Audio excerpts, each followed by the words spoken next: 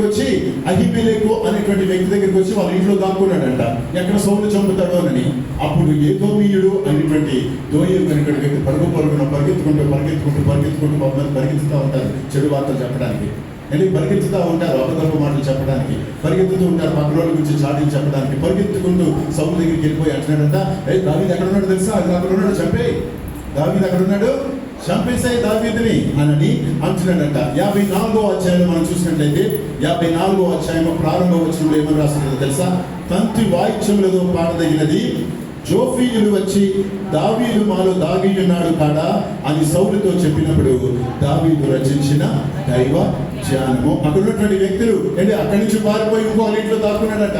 దాక్కుంటే అక్కడ ఉన్నటువంటి కొంతమంది వ్యక్తులు దావీదు ఇక్కడ దాక్కున్నాడు, మనం వెళ్ళి రాజుగారికి చెప్తే రాజుగారి దావీదుని చంపుతాడు, మనకు బహుమతిని ఇస్తాడు. అతను ప్రాణం పోయినా పర్లేదు, మనకు బహుమతి వస్తాయి అంతే చాలు. అతను చచ్చిపోయినా పర్వాలేదు, అతని పరిస్థితి ఏమైపోయినా పర్లేదు, అతడు అమాయకుడు కదా, అయినా చచ్చిపోయినా పర్లేదు, మనకు కొంచెం పేరు వస్తే చాలు, మనకు కొంచెం గుర్తింపు వస్తే చాలు అని పరిగెత్తుకుంటూ సౌలు దగ్గరికి వెళ్ళిపోయి సౌలుతో చెప్తున్నాడు, దావీదు అక్కడ దాక్కుని ఉన్నాడు, నువ్వు వెళ్ళి చంపేసాయి అని చెప్తున్నాడు. ఇటువంటి పరిస్థితుల్లో ఉన్నాడు దావీదు, తన ప్రాణాలని కాపాడుకునేటువంటి పరిస్థితుల్లో ఉన్నాడు.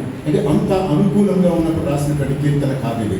అంత కూడా చక్కగా మంచిగా ఉండి ఇంట్లో కూర్చుని చక్కగా భోజనం చేసుకుని కూర్చుని ప్రభా నన్ను దీవించావు కాబట్టి ప్రభా అని రాసినటువంటి కీర్తన కాదండి. పారిపోతున్నటువంటి సమయంలో, తన ప్రాణాన్ని కాపాడుకున్నటువంటి సమయంలో, కన్నీరు కాలుస్తున్నటువంటి సమయంలో, వేదనతో దుఃఖంతో ఉన్నటువంటి సమయంలో, అందరూ తనను విడిచినటువంటి సమయంలో అతను చంపేస్తా ఉంటే ఎవరు వస్తారంటే అతను వెనకాల, అతనితో పాటు ఆ వెనకాల ఉన్నటువంటి వారిని కూడా చంపేస్తారు. కాబట్టి ఎవరు కూడా దావీదుతో లేనిటువంటి సమయంలో, ఎవరు కూడా అండగా నిలబడినటువంటి సమయంలో పారిపోతూ ఉన్నటువంటి దావీదు ఏమని అంటున్నాడు? నేనైతే దేవుని మందిరంలో పచ్చని ఒలివ చెట్టు వలె ఉన్నాను, నిత్యము